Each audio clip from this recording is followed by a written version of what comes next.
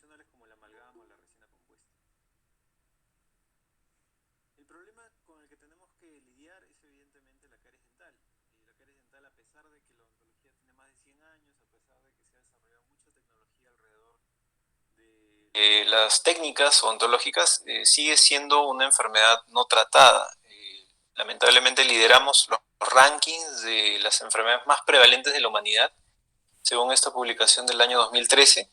Dentro de las 10 enfermedades más prevalentes de la humanidad, caries dental no tratada en la dentición permanente está en el puesto 1 y caries dental no tratada en la dentición deciduo está en el puesto 10. Con millones y millones de personas afectadas, se dice que casi 4 billones de personas a nivel mundial sufren las consecuencias de esta enfermedad.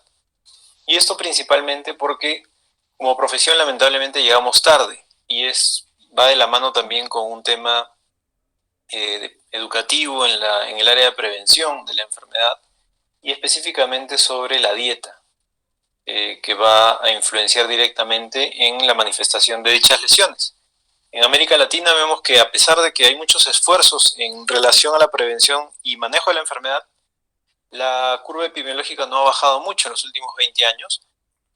Y este estudio, que fue una metaregresión, habla de cuáles son los momentos picos a lo largo de la vida en la que uno manifiesta mayor prevalencia de caries. Vean que desde el nacimiento hasta los 6 años de vida hay una crecida estrepitosa de la prevalencia e incidencia de la enfermedad.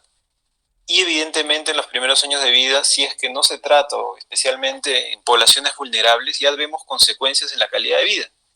Este estudio fue parte de mi trabajo de doctorado, en el que se evidenció como niños ya a la corta edad de 3 años, ya tenían consecuencias de la enfermedad como las que vemos en la fotografía, bastante dramáticas, con una progresión de la enfermedad bastante severa, consecuencias en tejidos blandos como abscesos, fístulas, que evidentemente afectan la calidad de vida, no solamente del niño, sino también de la familia. Y esto es un concepto que se está hablando mucho hoy en día, cuál es el efecto en la calidad de vida de la infancia y de la familia. Yo personalmente no soy odontopediatra de formación, pero creo que los esfuerzos en el área de salud deberían enfocarse mucho a las poblaciones más vulnerables, y de hecho son los niños. Y es por eso que hablo mucho de este tema de calidad de vida en la infancia, porque esto repercute también en la calidad de vida futura.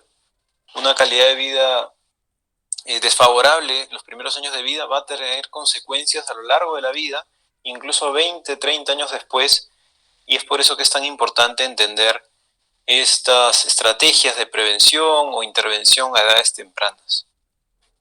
El problema con la caries dental es que el odontólogo siempre ha tratado la enfermedad como si fuera una infección o como si fuera una enfermedad infectocontagiosa, tratando de preparar cavidades con la idea de que van a eliminar las bacterias y así se cura la enfermedad. Con una restauración creen que están curando la enfermedad, pero no hay nada más lejos de la verdad. Creer que con una restauración estamos curando la caries dental es pensar que un endocrinólogo va a colocar una prótesis en un pie diabético que ha sido amputado y que con eso está curando la diabetes. El ejemplo es un poco dramático, pero es un poco para tener un paralelo en otras enfermedades no transmisibles que generan consecuencias muy severas en la calidad de vida, pero lamentablemente cuando no se apunta a la etiología de la enfermedad, que son los hábitos, el problema continúa. Un entendimiento muy importante se dio a partir de los años 80 con estas teorías de las 2 capas de la dentina cariada de Fusayama y su grupo, una dentina cariada superficial y una dentina cariada profunda. Masler unos años antes la llamaba infectada y afectada, y lamentablemente esta denominación de infectada hizo que ese concepto calara en la mente de los odontólogos, y muchos de ellos consideran la enfermedad caries dental como una infección, y esto no es así.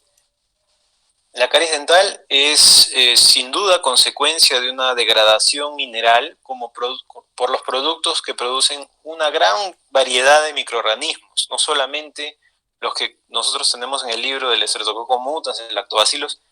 Ellos solamente representan el 1% de las bacterias en el biofilm. Hay un sinnúmero de bacterias que básicamente son desequilibradas por una dieta rica en azúcares, no solamente azúcares simples, sino también complejos como los almidones, que van a generar una degradación mineral por los productos ácidos, que son ácidos orgánicos que van a degradar la estructura mineral de los dientes.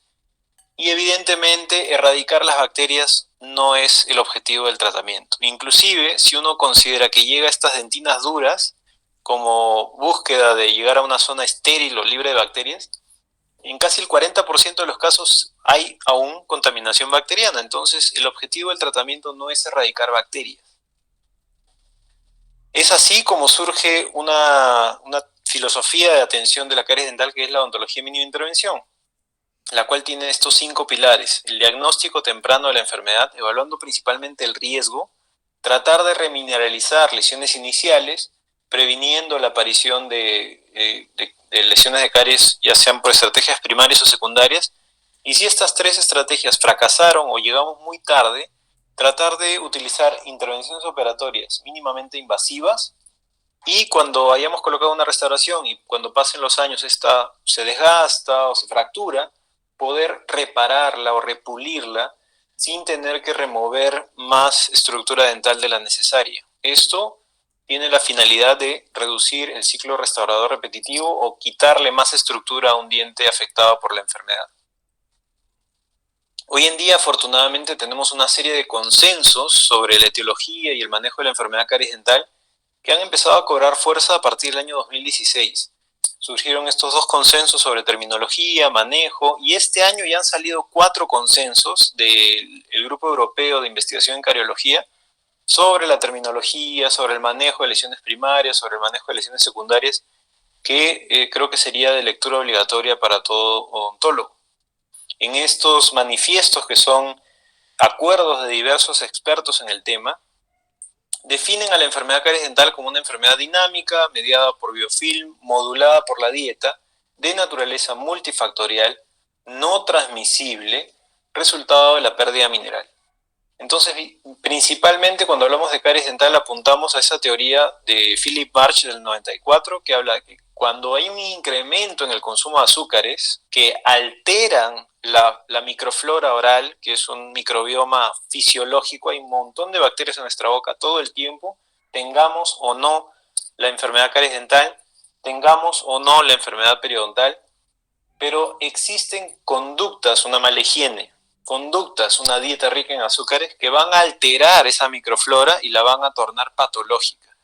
Esto va a causar una desmineralización de la estructura dental y varios ciclos constantes, día tras día de estas dietas azucaradas, ricas en almidones, con mala higiene, van a llevar a una desmineralización que finalmente se va a manifestar clínicamente como la enfermedad caries dental. Entonces, la lesión de caries es solamente el signo de la enfermedad. Esta enfermedad incluso inicia antes de verla clínicamente con este cambio ecológico, que se ha denominado disbiosis del microbioma. La saliva es un factor protector, pero si es que la dieta cariogénica es demasiado frecuente, no hay forma de que la saliva pueda sopesar esa pérdida mineral y por eso se manifiesta la enfermedad.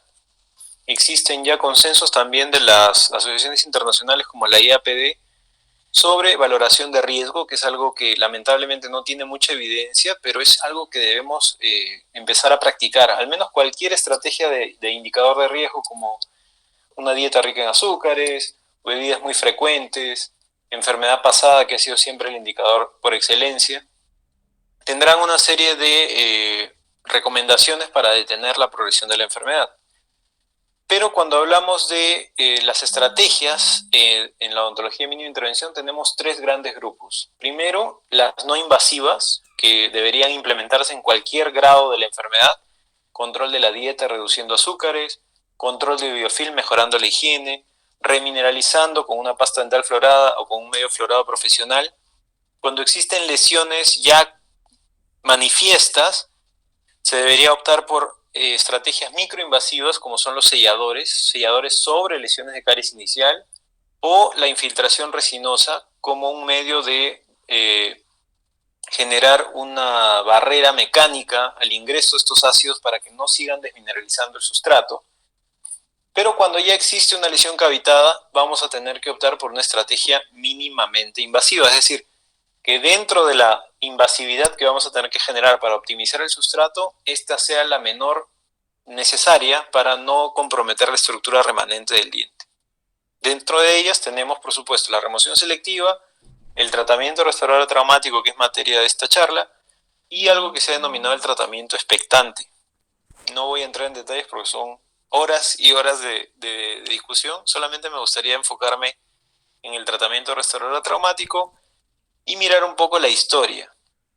El tratamiento restaurador traumático surge a mediados de los 80s, esto como consecuencia de la inventiva de un grupo de doctores europeos que estaban en África, pero hay que ir un poquito más allá en la historia para hablar un poco de los ionómeros de vidrio, para ver una historia en paralelo. La historia del ionómero de vidrio es la línea naranja y la historia del TRA es la línea celeste.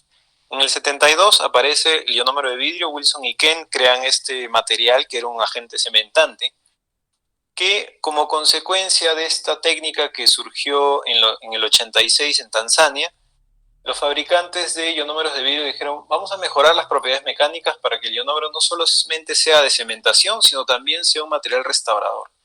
A inicio de los 90, el ionómero de vidrio se incorpora en el tratamiento restaurador traumático, y es así cuando se vuelve una técnica revolucionaria, comienzan a hacer estudios alrededor del mundo, Tailandia, Zimbabue, Malawi, en China, y definitivamente se llamó atraumático porque en los primeros estudios, cuando hicieron tratamiento convencional y regresaban a evaluar a los niños, estos salían corriendo despavoridos porque ya no querían ver al dentista después que te taladraban o te anestesiaban, y el grupo de niños que había recibido el tratamiento restaurador traumático, que constaba de remoción con curetas y obturación con un material restaurador como el ionómero de vidrio, presentaba mucha mayor comodidad de volver a ver a los dentistas, y es por eso que surge el término, ¿no? A unos parecían que los habían traumado y a los otros se habían quedado con una restauración atraumática. Años después se incorpora a las recomendaciones de la Organización Mundial de la Salud, y en el 98 también se admite por la Federación Dental Internacional como una técnica de alto impacto por su facilidad de implementación sin necesidad de equipos odontológicos sofisticados. En el 96 se dio el primer simposio del ART por la International Association for Dental Research en Singapur, y es ahí donde empieza a explotar las investigaciones a nivel mundial. Se siguen mejorando los materiales restauradores, el ionómero de vidrio se vuelve un material encapsulado para mejorar las propiedades mecánicas. Hoy en día incluso hay encapsulados mejorados específicamente orientados al tratamiento restaurador traumático. Existen 11 revisiones sistemáticas sobre el tema y aún hay estudios en curso, porque la técnica sigue y sigue evolucionando. En el 2002, la Organización Mundial de la Salud lo incorporó como parte de su paquete básico de salud, y es así cuando el tratamiento restaurador traumático se hace mundialmente famoso. Esta es una técnica mínimamente invasiva, es una estrategia como muchas otras para preservar la dentina que ha sufrido una lesión de caries dental. Cuando hablamos de tratamiento restaurador traumático, básicamente es el uso de instrumentos manuales con un material restaurador adhesivo. El más utilizado ha sido el ionómero de vidrio de alta viscosidad, pero también hay estudios que han utilizado ionómero de vidrio modificado por resina, resina compuesta o giómeros, que son materiales híbridos. Ha sido denominado traumático, como les mencioné, porque no genera ruido, no hay necesidad de anestesia en la gran mayoría de casos, hay una mínima invasión del sustrato, y debido a que el material es un material que tiene una cierta compatibilidad con una leve humedad, no necesita un aislamiento absoluto. Entonces, esto puede trabajarse bajo aislamiento relativo, y eso genera menor ansiedad al paciente. Cuando hablamos de TRA, podemos hablar de un sellador TRA o de una restauración TRA. El sellador está aplicado en fosos y fisuras profundas para prevenir la progresión o la aparición de lesiones de caries. Y cuando existe una lesión cavitada, es limpiar la cavidad con instrumentos manuales y luego restaurarla con un ionómero de vidrio de alta viscosidad. Ahora, para que esta técnica tenga una buena longevidad a largo plazo, el manejo del material es crítica. Hay un elemento que se ha denominado el factor operador, que es causante del éxito o el fracaso de las técnicas a largo plazo. Por supuesto, trabajando con un material de calidad, el manejo debe ser orientado a utilizar un ionómero de vidrio de alta viscosidad o, si lo desean, un ionómero de vidrio modificado por resina. Pero la más utilizada en la literatura ha sido siempre el ionómero de vidrio de alta viscosidad. Dentro de ellas tenemos Ketak Molar, Fuji 9, Ketak Universal, Riva Self Cure, Maxion R, Chenfield de Densplay y muchos otros materiales que son denominados ionómeros de vidrio de alta densidad, alta viscosidad o ionómeros de vidrio restauradores. Dentro de esta gama también existen también sus variantes encapsuladas. La ventaja de la versión encapsulada es que con una máquina se mezclan automáticamente y la dosis es mucho más confiable en relación a la estandarización de la mezcla, y además que presenta mejores propiedades mecánicas porque es inmediatamente inyectado en la cavidad. Ahora, los ionómeros de vidrio tienen diversas ventajas. Tienen adhesión química al sustrato, son materiales extremadamente biocompatibles, tienen propiedades antibacterianas porque no crecen bacterias en la superficie, o crecen bacterias pero en menor cantidad que cuando se compara con una superficie de esmalte. Y una de las grandes ventajas que yo considero tiene es su estabilidad dimensional. Como ustedes saben, la resina compuesta al polimerizar contrae, y esa contracción a la larga se puede traducir en un desprendimiento de la capa híbrida, un desprendimiento de las paredes de esmalte o inclusive una fractura de los remanentes dentales. El ionómero de vidrio no, se mantiene dimensionalmente estable, y además de esto tiene una liberación de flúor inmediata durante las primeras 24 horas y luego tiene lo que se ha denominado el efecto cisterna, es decir, absorber y liberar flúor lentamente. Por supuesto, como todo en la vida, existen desventajas. El aspecto inicial es algo blanquecino, mate, es un poco antiestético, si es que lo consideran para un sector anterior, pero esto va a cambiar. Cuando el ionómero madura, este se vuelve más opaco y menos evidente, entonces esta desventaja puede ir menguando en el tiempo. De hecho, no es un material extremadamente resistente, puede sufrir falla cohesiva porque las partículas internas se pueden separar y se traduce en una fractura del material. Es un material poroso, lo que puede hacer que absorba pigmentos o que se generen microfracturas y que finalmente se pueda desgastar. Pero que estos desgastes pueden ser reparables, es decir, se puede limpiar la superficie del material, colocar una nueva capa de ionómero recién mezclado y esto le extiende la vida al tratamiento inicial. Hoy en día se ha publicado esto hace un par de meses sobre los consensos de los ionómeros de vidrio y se rescatan un montón de propiedades que tienen ventajas de manejo en relación a la interacción con el sustrato, depósitos minerales en la dentina, que es algo que ningún otro material dental posee. Pero para que esto funcione hay que manejar el material correctamente. En la versión polvo líquido debemos saber que el polvo está compuesto de flúor, aluminosilicato, son vidrios particulares que son hidrosolubles, con diferentes compuestos dependiendo de la marca. El líquido generalmente es ácido poliacrílico, que tiene ácido tartárico, etanoico, maleico y agua. Un 40% de agua, es importante saber que el líquido es gran parte agua, y al mezclarse van a pasar por diferentes fases, y esto es muy importante saberlo. La primera fase es una reacción de fraguado. El vidrio va a ser sometido a una quelación, ese es el término. Quelación es como si estuviera derritiéndolo por fuera el ácido, y lo que va a suceder cuando esto sucede, cuando esta quelación suceda, es que el vidrio va a empezar a liberar sus iones, y es por eso que se llama ionómero. Esta fase se llama sal hidrogel. Hay una disolución superficial de la partícula vítrea, y de estas partículas van a comenzar a liberarse diferentes cationes como el calcio, el estroncio, el aluminio, iones de flúor, y cuando esto sucede se van a formar una fase de poliacrilato de calcio, es decir, se van a formar enlaces de calcio con el sustrato, digamos, en el que está sumergido estas partículas vítreas, lo que son enlaces débiles.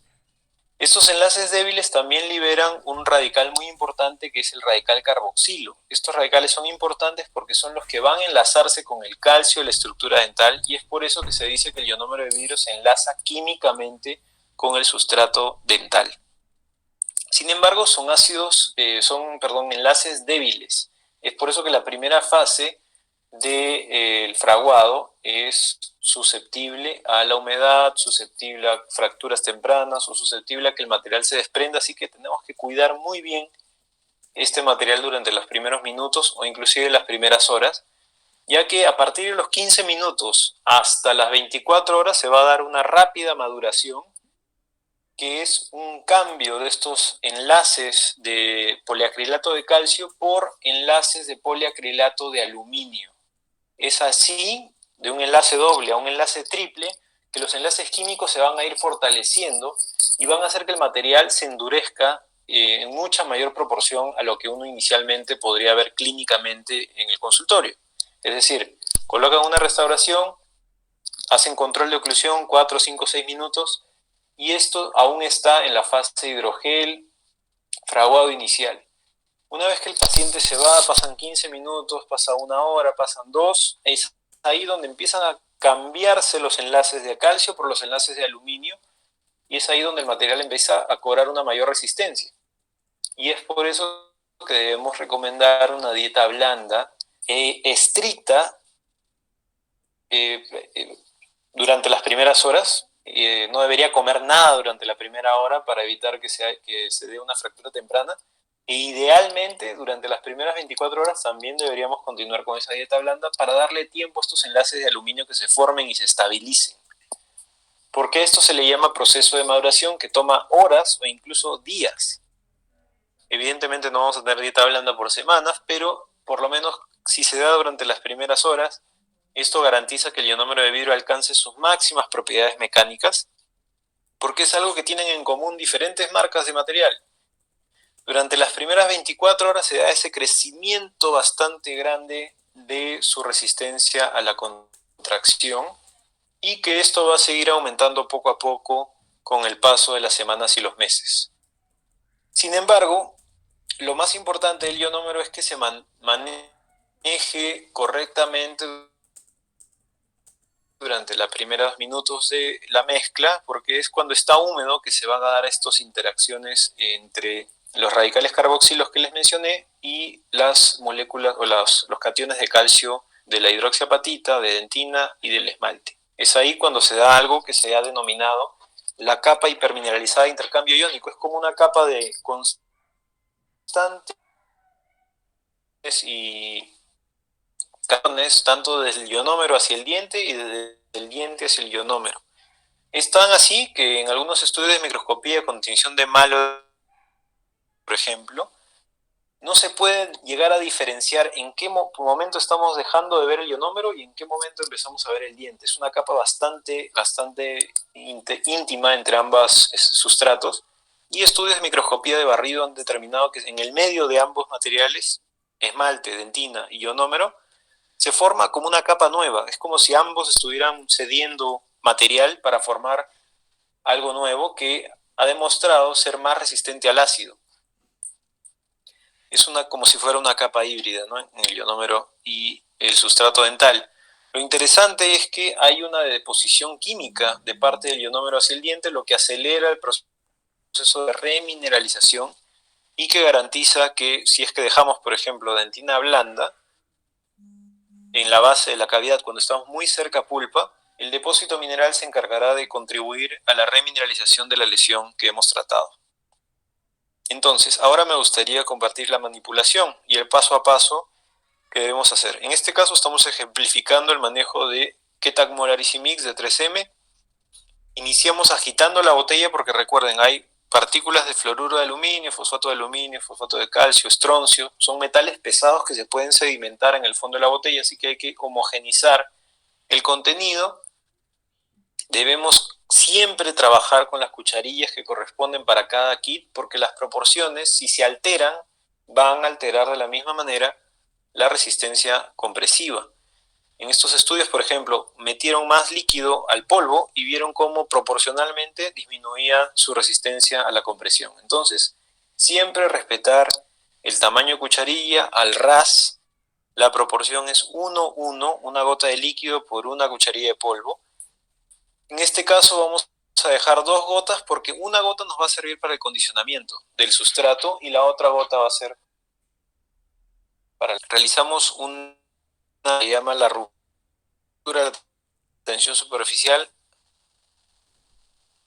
esparciendo la gota sobre el bloque de mezcla, que tenemos una mayor área de contacto, y luego dividimos el montículo de polvo en dos, llevando la primera mitad hacia el líquido, dejando que ésta se hidrate, solamente aglutinándolo sobre el líquido, y una vez que se ha hidratado, llevamos la segunda mitad para comenzar con el espatulado enérgico, que nos debería dar una mezcla de estas características. Es bastante viscosa, es densa, pero que preserva el brillo.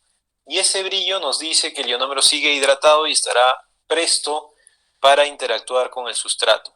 Es así, con esta consistencia, que garantizaremos esos enlaces químicos de los que habíamos hablado. Y aquí un pequeño video para ilustrar el mismo procedimiento, solamente que con otra marca, que es Fuji 9 o Fuji Gold Label, dependiendo del país donde lo consigan. El proceso es exactamente el mismo: agitar la botella de polvo, una cucharilla al ras. Vean que las cucharillas son distintas por cada kit, y es por eso que debemos preservar y respetar siempre las proporciones del material que estemos utilizando. Cuando dejemos la gota, siempre tratemos de colocar el gotero completamente vertical y que la gota caiga por gravedad. Muchos errores son muchos cometen el error de pegar el gotero al papel y empujar como si uno calculara el tamaño de la gota que va a salir, pero debemos dejar que por gravedad caiga, que es el tamaño idóneo que realizaremos, que nos servirá para la mezcla. Siempre limpiar la punta del gotero para que no se aglutine.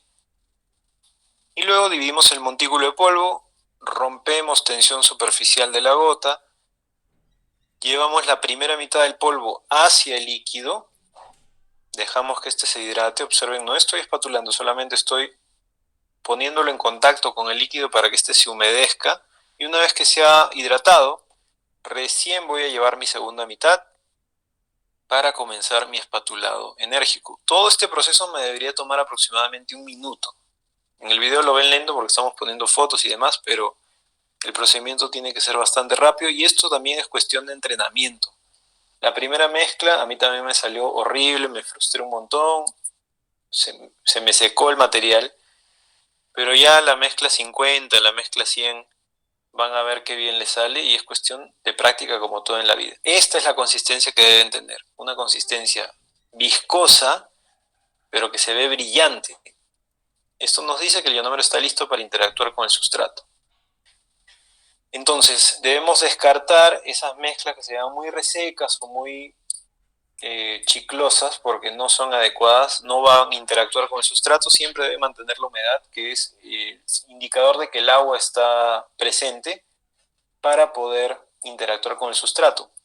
Algo que puede acelerar la reacción es la temperatura, ¿no? En climas muy cálidos hay que trabajar más rápido porque el ionómero fragua mucho más rápido. Entonces, una vez que ya conocemos cómo mezclar el material, vamos a ver cuáles son sus aplicaciones. En el lado de los selladores tenemos selladores preventivos en lesiones, en dientes sanos que tengan riesgo a caries, y podríamos hablar también de un sellante terapéutico, o un sellador terapéutico en casos de lesiones iniciales que querramos detener. Esto también ha sido materia de este consenso del 2020. Sellantes preventivos son aquellas estrategias de prevención primaria cuando veamos una fosa y fisura sana, pero con riesgo a caries por el riesgo del paciente, y cuando ya exista una lesión inicial, en este caso, por ejemplo, un primer molar permanente, ya se trataría de un sellador terapéutico, es decir, lo que buscamos es detener la progresión de la enfermedad que ya está instalada. En relación a esto, ya hay diversos estudios que hablan sobre la eficacia de los selladores como un tratamiento sin necesidad de eliminar el esmalte. Debemos quitarnos de la cabeza esa idea de que hay que hacer fisurotomías o eliminar eso negrito que está en el fondo. No.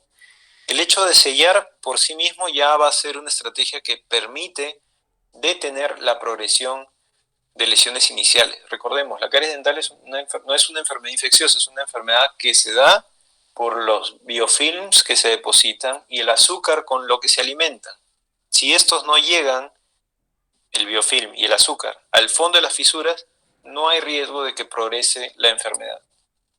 Una gran indicación de estos selladores es el uso de selladores molares en erupción. Como habíamos mencionado, el ionómero de vidrio es tan compatible con la humedad que se puede incluso trabajar en casos como este con erupción parcial sin tener el problema del aislamiento absoluto, lo que ha demostrado una enorme efectividad cuando se compara con dientes no tratados. La técnica es bastante sencilla. Consta de realizar una limpieza, ya sea profilaxis o un cepillado dental, aislamiento relativo con rollos de algodón, una limpieza muy delicada, gentil, no es clavar el explorador, es solamente eliminar muy cuidadosamente aquellos restos de biofilm que el cepillado no pudo alcanzar o que la profilaxis no pudo eliminar. Y debe ser, como les mencioné, un tratamiento muy gentil, como observan en el video. Solamente eliminando cuidadosamente cualquier resto de biofilm o de placa que se haya quedado depositada. Lavamos las fosas y fisuras. Condicionamiento con la gota del ácido poliacrílico durante 20 segundos. Lavado y secado, que debe ser también con bolitas de algodón. No debemos utilizar la jeringa triple si es que estamos trabajando en el consultorio, porque esto puede deshidratar el esmalte y eso no es lo que queremos. Queremos un esmalte parcialmente húmedo, pero no inundado de saliva o de agua. Y luego llevar el material. En este caso, con el dorso de una cureta lo hemos depositado y luego realizamos la técnica de presión digital. Si desean pueden utilizar también punta Centrix, pero yo lo utilizo más cuando se tratan de lesiones cavitadas. La presión digital es colocar un poco de vaselina en el dedo, vaselina en gel, y luego presionar para asegurar que el ionómero ingrese hasta el fondo de las fosas y fisuras y que ha garantizado que esto llega hasta la parte más profunda de las fosas, inclusive aquellas que no podrían ser alcanzadas ni por el explorador ni por el elemento de profilaxis, lo que es una propiedad que se ha denominado tixotropía del ionómero de vidrio. Con la presión se hace más fluido y ingresa hasta el fondo de la fisura. Luego de haber removido el dedo, después de haber presionado por 40 segundos, eliminamos los excesos laterales. No tocamos oclusal, solamente eliminamos todo lo que, digamos, fluyó hacia afuera de la superficie oclusal, hilo dental para limpiar la pieza vecina o un instrumento para eliminar vestibular y lingual. Y luego de unos 5 minutos podemos hacer el control de oclusión con un papel de articular. Idealmente con selladores no deberían contactar con el antagonista, solamente limitarse a generar una barrera en el fondo de las fosas y fisuras, y es por eso que los puntos de contacto deberían eliminarse y el material debería verse más o menos así. Observen, solamente estoy obliterando el fondo de fosas y fisuras, no es un bloque de ionómero sobre la superficie. La enorme ventaja, como les había mencionado, es que el ionómero de vidrio es un material dimensionalmente estable y han demostrado en estudios de microtomografías menor filtración marginal en comparación a la resina compuesta. Muchos años después, se ve que el ionómero podría verse clínicamente ausente, pero ¿cuál es la finalidad de un sellador? ¿Estar clínicamente presente toda la vida o prevenir la aparición de lesiones de caries? En este caso, obviamente, no ha habido lesiones de caries en oclusal, entonces el material ha cumplido con su propósito. Algo muy interesante es que años después de este caso en particular, 13 años después, se hicieron estudios con microscopía electrónica de barrido y demostraron que en aquellas zonas en las que clínicamente el ionómero parecía invisible o parecía perdido, aún permanecían remanentes del ionómero en el fondo de la fisura, y es por eso que el efecto preventivo se extendía más allá del hecho de que el ionómero se vea o no. Y esto se ha llamado efecto biológico o de la efectividad biológica del material. Vean estos casos del Dr. Joe Frenken 17 años después de haberse colocado y aún no vemos ningún signo de lesión de caries en oclusal. Entonces el sellador cumplió su propósito. Ahora, ¿qué sucede si es que tenemos una lesión cavitada? Aquí ya hablamos de una restauración TRA, un procedimiento restaurador que parte de la premisa de la remoción selectiva, que es también parte de este consenso de 2020, que busca eliminar esa dentina cariada superficial con instrumentos manuales. Esta es una dentina blanda, denominada así por el consenso, tiene gran número de bacterias, está muerta, no tiene potencial de remineralización y es por eso que debemos removerla. Sin embargo, debajo de ella está la dentina cariada profunda, mal llamada por Masler afectada. Hoy en día se llama dentina cariada profunda o dentina desmineralizada. que tiene una consistencia de cuero o firme, hay un menor número de bacterias, tiene vitalidad, y es por eso que cuando ustedes quieran removerla va a haber sensibilidad, y tiene potencial de remineralización, que es lo más importante, y esta debemos preservarla. Ese concepto de la remoción total, de llegar hasta el grito dentinario, debe ser algo que debemos descartar. Este consenso, inclusive del 2016, habla de cuáles son las características que tendría una dentina con su contraparte histológica. La dentina blanda es esta dentina que sale muy fácilmente. Esta dentina sí podemos removerla en cavidades superficiales o cavidades medias. Una dentina que sale fácilmente con la instrumentación sin ningún esfuerzo. Pero debajo de ella está la dentina coriácea, o la que tiene consistencia de cuero. Cuando queremos removerla hay que ejercer una cierta presión y la dentina sale como si fueran láminas o por pedacitos. Esto es típico de una dentina coriácea, que es como el límite entre la dentina blanda y la dentina firme.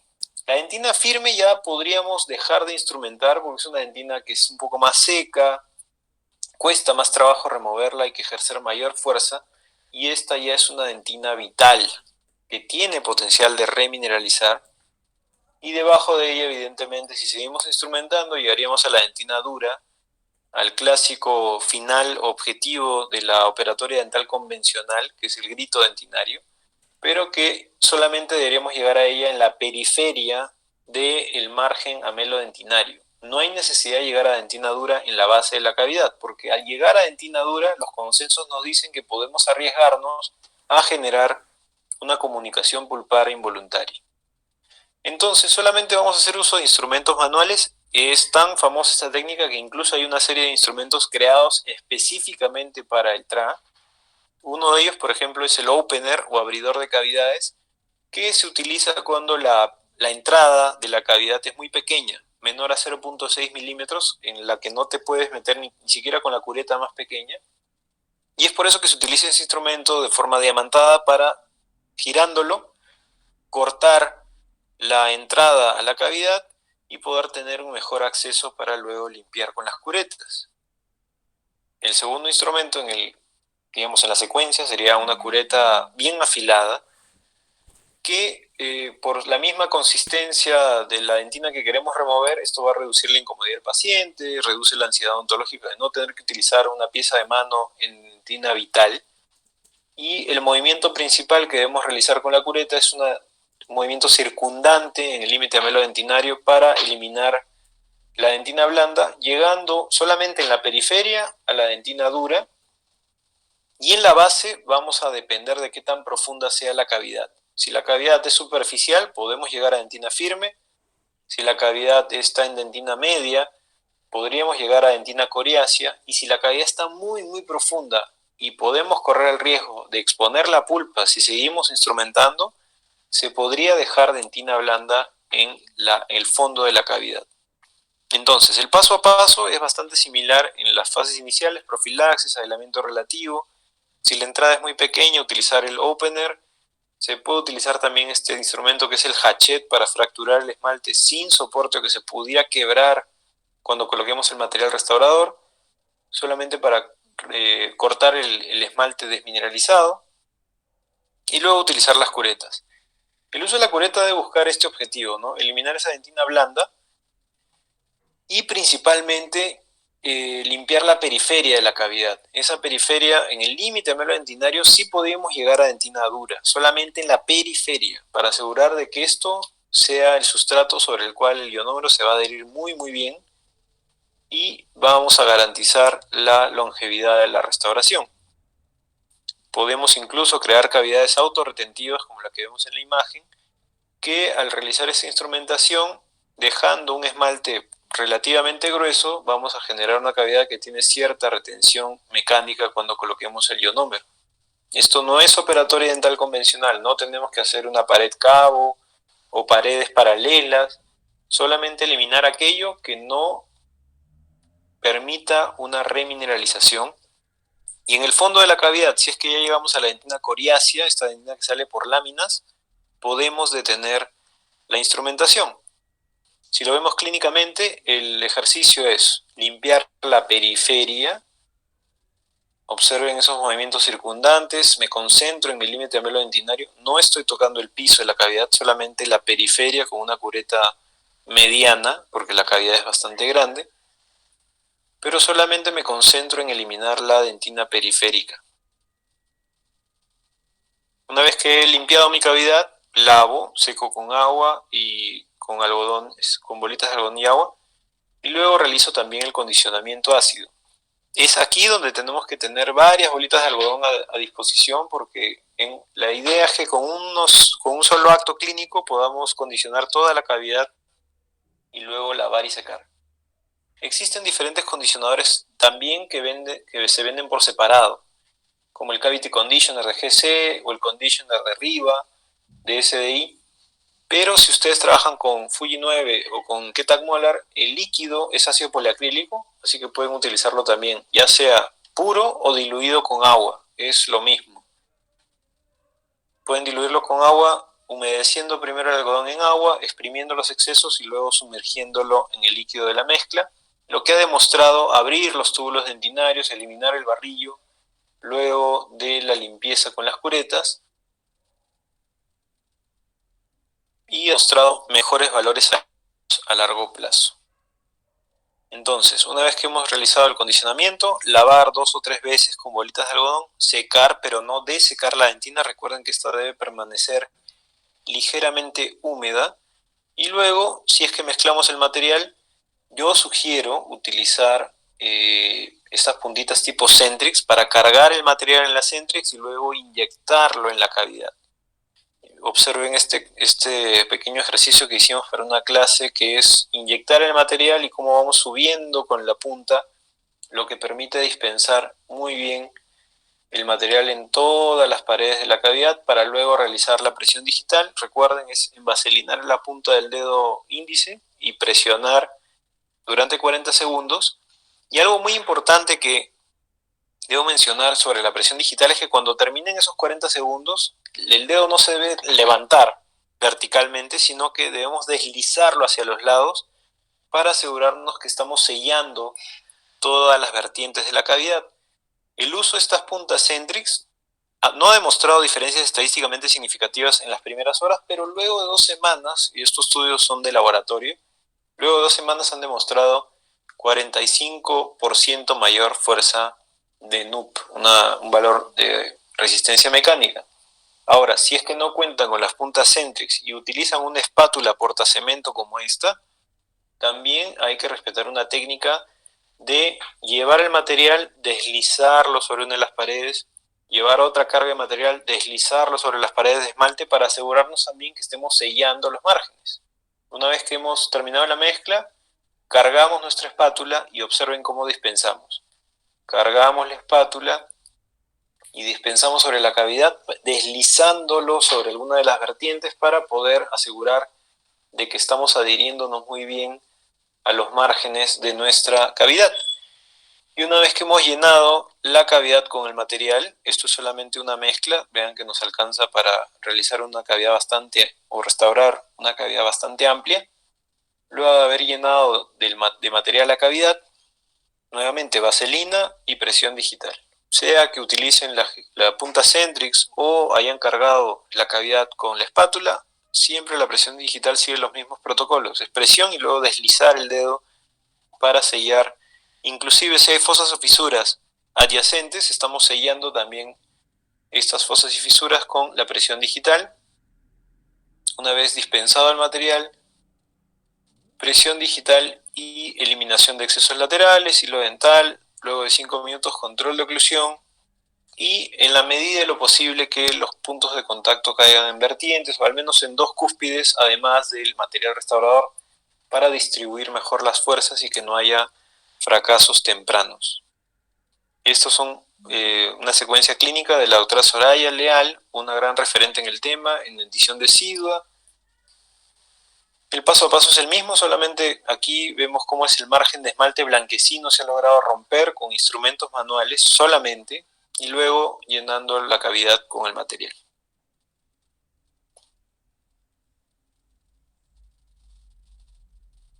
Algo que debemos resaltar es una ergonomía adecuada, ya sea que trabajamos en el consultorio o si es que trabajamos en campañas. Tratar de formar una mesita de trabajo, colocar una colchoneta en la mesa, si es que trabajamos en un colegio, por ejemplo, como las campañas que hacemos nosotros en la universidad, una colchoneta en la mesa, tratar de que el niño esté cómodo, pero que más que todo que estemos cómodos nosotros, porque como dice el doctor Ivo Frenken, el niño está echado ahí 15 minutos, pero ustedes van a estar ahí 10, 8, 6, 4 horas seguidas, entonces hay que cuidar también de nuestra ergonomía para no terminar jorobados a los... Algo muy importante es el mantenimiento de los instrumentos. Los instrumentos manuales, si bien es cierto, vienen afilados de fábrica, estos pierden el filo con el tiempo y hay que volverlos a afilar con estas piedras de Arkansas, utilizando algunos movimientos que mantengan la hoja de las curetas en buen estado. Y una forma bastante práctica de mantenerlos es, antes de esterilizarlos o desinfectarlos, hacer como una pruebita en el dorso de la uña. Me van a disculpar que no tengo una muy buena manicura ahí. Pero, por ejemplo, en una cureta como esta, cuando ya ha perdido el filo, si la pasamos por la uña no va a pasar nada, no va a desprender nada de estructura de la uña, por lo que estamos concluyendo de que la uña está, que la cureta está perdiendo filo. Entonces hay un líquido especial para afilar como un aceite que se coloca en la piedra para no desgastar excesivamente el material de las curetas. Y luego colocamos el dorso de la cureta sobre la piedra y lo deslizamos con estos movimientos. Es como que les estuviéramos sacando filo a toda la hoja de corte del instrumento. Y luego de haber realizado este procedimiento de afilado, deberíamos probar nuevamente en la uña para ver cómo es que verdaderamente está cortando. Ahora sí ven cómo salen pedacitos de uña. Eso quiere decir que la cureta está bien afilada, la lavamos y la podemos llevar a esterilizar. Y así también podemos afilar los hachets, los openers. Y hoy en día se tienen muchos estudios al respecto de la técnica con materiales mejorados, con ionómeros de vidrio encapsulados, que son hoy en día el material de mejor calidad en relación a los ionómeros de vidrio, porque con una mezcla muy rápida, de solamente 10 segundos, tenemos un material listo para poderse aplicar sobre las cavidades. Y esto es materia también de algunos estudios que estamos realizando en la universidad. La ventaja del material es que en este caso ya no tienes que mezclarlo manualmente, puedes simplemente activar la cápsula. En este caso estamos utilizando un material que se llama Fuji Equia Forte, perdón, es GC Equia Forte, que es un material encapsulado que se debe activar para luego llevarlo en la mezcladora y en solamente 10 segundos tienes el material listo para aplicarlo en la cavidad. Tiene mejores propiedades mecánicas, se le aplica un coat especial fotopolimerizable que mantiene el material durante esas fases tempranas en las que necesita madurar, y estéticamente, créanme que no tiene nada que envidiarle a las resinas compuestas. Ese coat superficial crea como una capa de unos 150 micras que también va a sellar las burbujas o las microfisuras que se puedan crear durante las primeras horas, y esto definitivamente mejora el desempeño a largo plazo. Una especial mención de los ionómeros hoy en día se refuerza con este tema del convenio de Minamata, que busca eliminar el uso del mercurio en la odontología. Es por eso que la amalgama dental posiblemente en los próximos años debería desaparecer. En muchos países de Europa ya ni siquiera se enseña a manejar amalgama en las universidades desde los 90, y es por eso que se debe promover el uso de otros materiales a cambio de la amalgama. Y es por eso que hay nuevas investigaciones sobre el tratamiento restaurador traumático. De toda la investigación que se ha hecho sobre TRA, el mayor número de publicaciones se ha llevado a cabo en los últimos 10 años. Y es parte también del consenso del convenio de Minamata. Y evidentemente ahora con el COVID, dentro de las recomendaciones de los tratamientos libres de aerosoles, uno de ellos es el tratamiento restaurador traumático, no solamente publicado en diferentes journals, sino también como recomendación de la Sociedad Latinoamericana de Odontología, ALOP, de Odontopediatría, perdón, ALOP. Esto definitivamente hace que tratamiento restaurador traumático sigue en vigencia. Es una técnica que permite sellar fosas y fisuras en riesgo a lesiones de caries o inclusive detener su progresión. Podemos hablar de una limpieza de las cavidades mediante el proceso de remoción selectiva, que es muy actual en el manejo de las lesiones de caries. Y el TRA es una excelente opción, no solamente para dentición decidua, como muchos clínicos creen, sino también para la dentición permanente, específicamente en cavidades clase 1, que es donde mayor sobrevida ha demostrado, pero también con materiales mejorados como los encapsulados, se puede utilizar también en cavidades clase 2, con bastantes estudios que lo favorecen, inclusive comparándolos con resina compuesta con los mismos niveles de sobrevida que resinas compuestas o amalgamas dentales en múltiples superficies. Entonces, a pesar de que el tratamiento restaurador traumático parece una técnica simple u ordinaria, creo que este dicho cae a pelo para esta técnica, que es para ser exitoso no necesitas hacer cosas extraordinarias, sino hacer cosas ordinarias extraordinariamente bien. Y espero que con esta charla podamos hacerlas al menos un poquito mejor cada día hasta llegarlo a hacer extraordinariamente bien y que sea una técnica ampliamente difundida en nuestro país que tanto lo necesita. Sí, doctor, muchísimas gracias. En verdad ha estado muy interesante. Gracias por haber compartido casos basados en evidencia científica, que es muy importante, creo yo. Hoy en día, pues todo, usted sabe que todo ya está reportado en revistas, en tesis, en todo tipo de trabajo de investigación, ¿no? Muchísimas gracias, doctor. A ver, acá hay preguntitas. A ver, el kit de TRA. Dame un segundito. Doctor, ¿me logra escuchar? Sí, te Ah, escucho. ya. Dice, ¿las puntos Centrex se pueden reemplazar con jeringa de tuberculina? No, lamentablemente no llega a cargarse ahí, porque no se puede inyectar igual. Claro, ya, a ver. Doctor, ¿la técnica TRA se puede usar en una caries inactiva? También se puede usar en caries inactivas, sí. Ahora, cuando hablamos de caries inactivas, ¿me hablas de una lesión cavitada inactiva o no cavitada inactiva? Ya, vamos a esperar que la doctorita nos responda mientras vamos avanzando con las preguntas. Doctor, ¿qué tag molar hay couch de 3M? Couch. ¿Qué tal molar de 3M? Sí. Hoy en día en algunos países de la región lo están cambiando por una nueva versión que se llama Ketak Universal. Oh, Es el mismo producto, solamente que en esta nueva versión al menos lo que recomienda el fabricante es que ya no se debe utilizar el condicionamiento previo y que el material no necesita de una protección superficial. ujú. Entonces es como que una versión mejorada de su versión previa. Claro, a ver. A ver, dame un segundito. Doctor, ¿hasta qué edad es recomendable poner selladores? Un sellador se puede colocar toda la vida. Mientras haya riesgo a una nueva lesión de caries o se encuentre una caries inicial en fosas y fisuras, una lesión de caries inicial en fosas y fisuras, un sellador se puede aplicar en un niño de 3, en un niño de 6, en un adolescente, en un adulto mayor. No hay edad para un sellador. Perfecto. Doctor, con respecto a la doctorita que nos hizo la pregunta sobre la técnica atrás, ¿se puede usar en dientes, perdón, usar en caries inactiva? Nos indica que es no cavitada inactiva. Ok. Una lesión no cavitada inactiva sería una fosa y fisura de repente oscura, que presente algunos signos de que en algún momento progresó y se paralizó. Es posible, sí. Algunos lo consideran un sobretratamiento porque si está inactiva solamente requeriría monitoreo. Pero para tu tranquilidad, si quieres hacerlo y los padres están de acuerdo, se puede también aplicar en una lesión no cavitada inactiva. Claro, a ver. Dame un segundo. Doctor, ¿usted de manera personal recomienda alguna marca de ionómero? Yo de manera personal te puedo recomendar muchas cosas, pero yo prefiero basarme en la evidencia.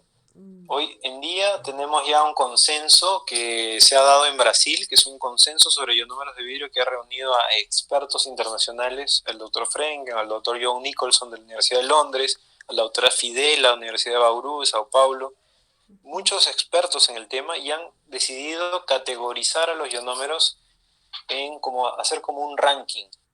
Ese ranking está, no sé si lo tengo aquí, déjame ver si lo encuentro, Claro, pero doctor. es como una lista de los mejores materiales que en relación a su desempeño mecánico, y esa lista es liderada por Fuji. Esta casa la lista. Yo creo que no la voy a poder ver si tengo que saltarme. Lo que pasa es que esta charla era más larga y la he tenido que resumir. Este es el ranking de los ionómeros.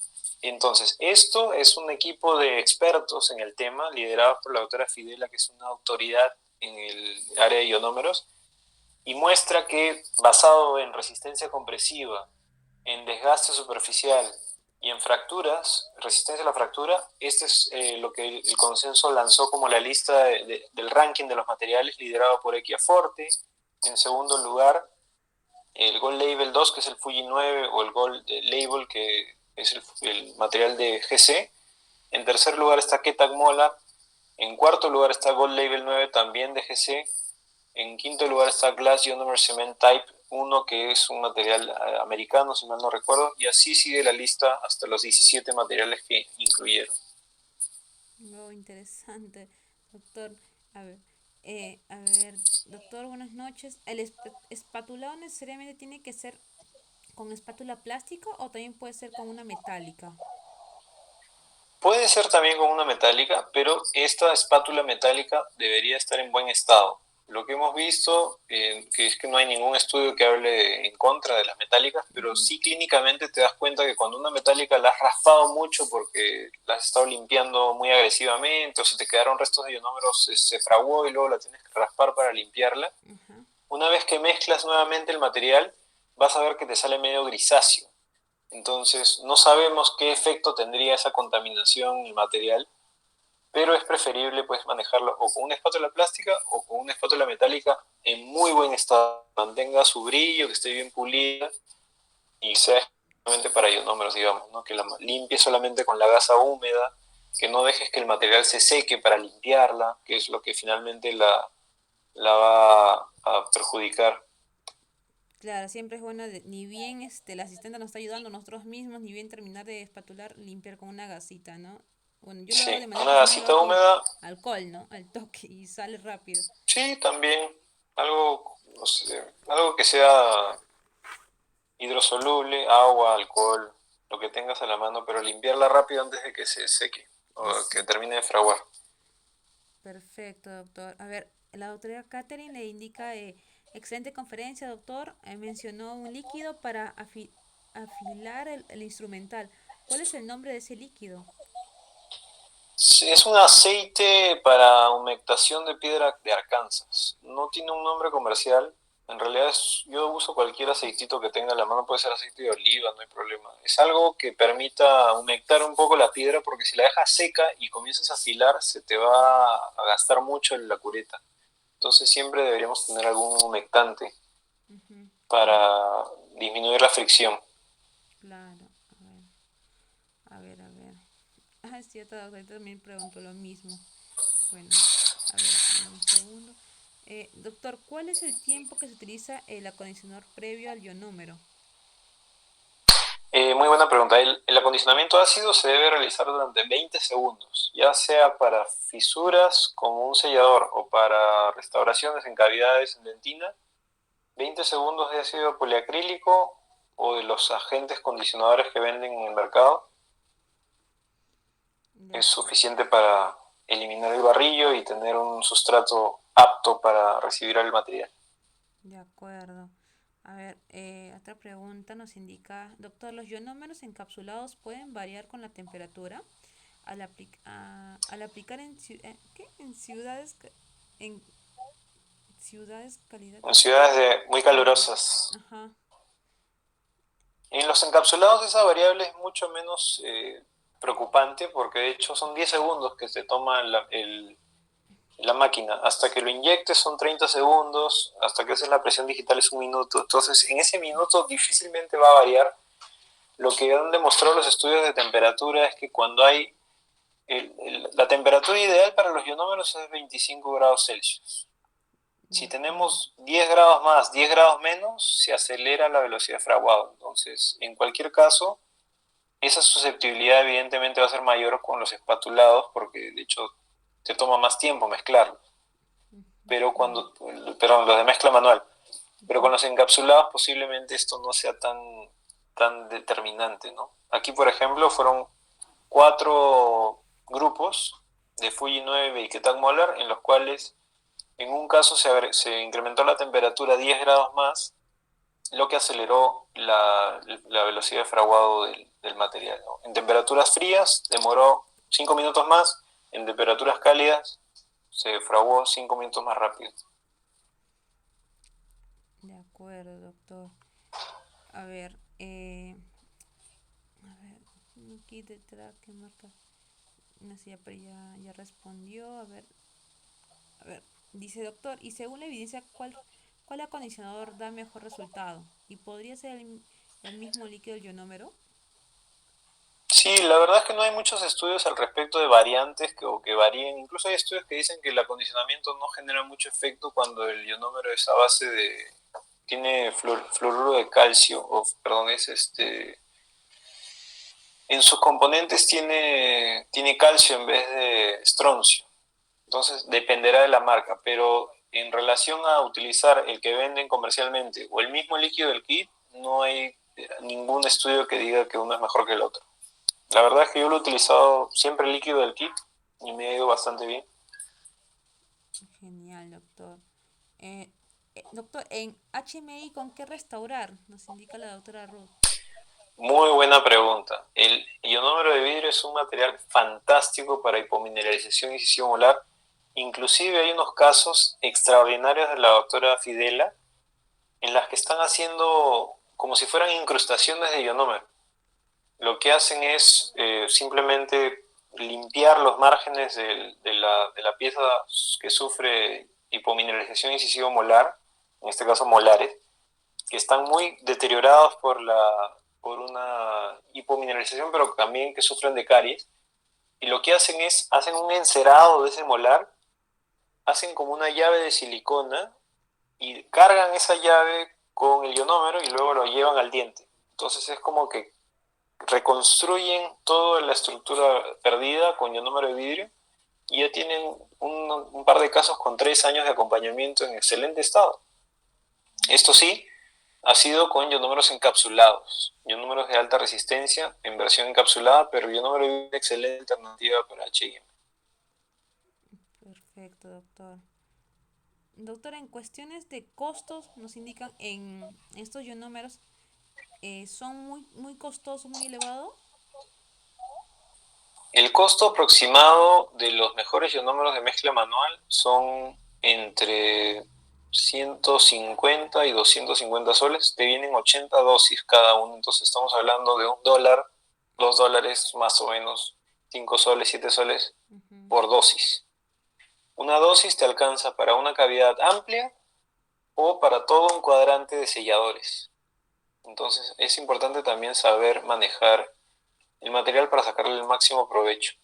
Ahora, ya que mencionas el tema de costos, Ujú. es importante resaltar también que hay estudios que hablan acerca de la sobrevida de los materiales en relación a sus costos. Aquellos materiales que son más baratos van a finalmente fracasar antes. Entonces, como dice el viejo y conocido refrán, lo barato sale caro. Claro. Entonces vale la pena invertir un poco más en un buen ionómero que en un año y medio se fracture un ionómero que compraste porque era más barato. Hay estudios ya que hablan acerca de costo-efectividad. Y no solamente por el material, ¿eh? Porque recuerda, si es que te fracasó el ionómero, tienes que volver a citar al paciente. El paciente tiene que volver a venir al consultorio. Nueva hora de trabajo, más desechables. Y ahora en COVID, peor. Entonces, mejor utilizar un buen material que sepas que te va a durar unos años y garantizas pues que vas a tener éxito a largo plazo. Claro, un excelente tratamiento es mejor, ¿no? Bueno, igual a la larga compensa, ¿no? O sea, no es tanto el costo, pues, $2, Definitivamente, sí. 7 soles, no es mucho, ¿no? Claro, si lo sacas a un costo unitario no es mucho, pero de hecho comprar un kit, y especialmente ahora que están los encapsulados, que tienes que comprarte el aplicador, el mezclador de amalgamas y Exacto. demás, suena una inversión fuerte, pero les aseguro que a la larga no hay mejor satisfacción que un tratamiento longevo y que no tenga problemas a la larga. Sí, de todas maneras, como siempre yo digo, es mejor invertir. Hay que ver todo como una inversión. Tal cual. A ver, doctor. Doctor, si me encuentro en una zona cálida, ¿es válido resguardar en la resguardar en la refrigeradora el líquido para retrasar el tiempo de fraguado o no es recomendable? No es recomendable. ¿Por qué? Porque cuando ustedes lo guardan en la refrigeradora y lo sacan al calor, lo que va a suceder es que se va a condensar. Y la condensación va a hacer que el líquido pierda un poco su propiedad o consistencia. Entonces, la única recomendación sería tener el bloc de mezcla de papel, o si van a utilizar una platina de vidrio, que la platina de vidrio sí la mantenga en un lugar frío. Podría ser un cooler de repente con un bloque de gel frío, pero no es recomendable meter y sacar de la refrigeradora porque eso sí ha demostrado que se hidrata el gel y el polvo si es que lo van a guardar en la refri. Claro. Doctor, ¿recomienda utilizar lámpara para acelerar el fraguado? Muy buena pregunta. Es en realidad un hallazgo accidental el hecho de que las lámparas, no por la luz, sino por el calor que generan, y de hecho son lámparas de alta intensidad, no solamente aceleran el fraguado, sino que parece mejorar sus propiedades mecánicas. Esto por el momento solamente han sido hallazgos de laboratorio, no hay ningún estudio clínico que demuestre que utilizar la lámpara mejora propiedades o acelera el tiempo, pero sí hay estudios de laboratorio que así lo afirman. Entonces, si tienes una lámpara de alta intensidad, podrías ayudar con el calor a acelerar el fraguado y con esto mejoras las propiedades mecánicas. De acuerdo, doctor. Bueno, creo que no hay más preguntas. Bueno, ¿qué nos piden, doctor? Si nos puede compartir los papers. Bueno, yo me comprometo a buscar unos cuantos que el doctor ha mencionado y ya se los voy a pasar por Instagram. Eh, a ver, ¿cuándo está indicado Doctor, ¿cuándo está indicado un ionoresina o un ionómero? Me indica. La verdad es que es un tema ya de opción del clínico. Cuando hablamos de un ionómero de vidrio convencional, como es el de alta viscosidad, tiene ciertas ventajas, ¿no? La adhesión química, liberación de flúor, estabilidad dimensional, pero el problema cuando vamos a pasar a una fusión, que es un intermediario entre la resina y el ionómero, como un ionómero de vidrio modificado por resina, es que lamentablemente no es que sumes las ventajas de los dos, sino es que adquieres las desventajas de los dos. El ionómero de vidrio modificado por resina tiene muy mala adhesión química. Debido a los monómeros de EMA, si estás muy cerca a pulpa, generas toxicidad, en algunos casos irreversible de la pulpa. Pero si es una cavidad superficial muy amplia, en esos casos sí podría recomendarse porque es un material más resistente al desgaste, más resistente a la fractura. Entonces, un iodo modificado por resina en esos casos superficiales con alta demanda mecánica sería indicado, sí. Claro, perfecto, doctor. A ver, la última preguntita de la doctora Taí nos indica, doctor, ante una presencia de caries secundaria en una restauración con ionómero, ¿en cuánto tiempo se reemplazaría? Muy buena pregunta. Es algo gracioso porque el ionómero en realidad presenta muy bajo fracaso por caries secundaria, debido a que hay estudios que muestran que los márgenes de las restauraciones Ujú. tienes menos carga bacteriana, tienes menos adhesión y por el flúor que libera difícilmente va a haber una lesión de caries. Lo que más probable pueda suceder es que el ionómero se empiece a desgastar, porque los ácidos de una dieta cariogénica son ácidos que no solamente degradan la estructura de esmalte, sino también degradan más rápidamente el ionómero. Y por eso se ha visto que en esos casos hay mayor liberación de flúor, porque el ionómero se está deshaciendo. Y en ese proceso de deshacerse, libera flúor y posiblemente no sea una falla marginal, sino una falla estructural. Ahora, si sucediera el caso que hay una lesión de caries marginal, lo que hacemos es simplemente limpiar la periferia, grabar, lavar el mismo procedimiento y resellar con una nueva mezcla de ionómero. Claro, doctor. Bueno, nada, doctor, muchísimas gracias. Creo que ya no hay más preguntas. Gracias a todos por haberse quedado. Hemos sido más de 60 aquí en Google Meet. Muchísimas gracias en verdad por su tiempo, doctora, a usted también por su tiempo, por compartir de este tema tan importante e interesante también. Creo que a muchos les ha encantado su exposición, porque acá veo, doctor, excelente conferencia, excelente, gracias, muchas gracias. Un montón de mensajes así, entonces creo que ha sido Muchas muy gracias. complacido para todos los que están aquí. Muchísimas gracias. Creo que también nos siguen de otros países que ya a la hora son más de medianoche y están aquí todavía. Igual, ahí están las redes sociales del doctor. Pueden seguirlo. Doctor Sí, DR, con toda ujú, confianza, por favor, ajá. me pueden seguir en Instagram o mandarme un correo electrónico. Si necesitan algún artículo, alguna ayuda en sus investigaciones, yo feliz de asistirlos. Perfecto, doctor. Muchísimas gracias por darnos esa oportunidad. Como chicos, ahí tienen el Instagram del doctor, que el doctor está muy activo. También hace múltiples conferencias. Pueden seguirlos. Bueno, nada, creo que el doctor ha hablado un montón y creo que es lo justo y necesario lo que ha hablado. Ha estado muy interesante este webinar. Así que esperamos que les haya sido útil, muy, muy útil.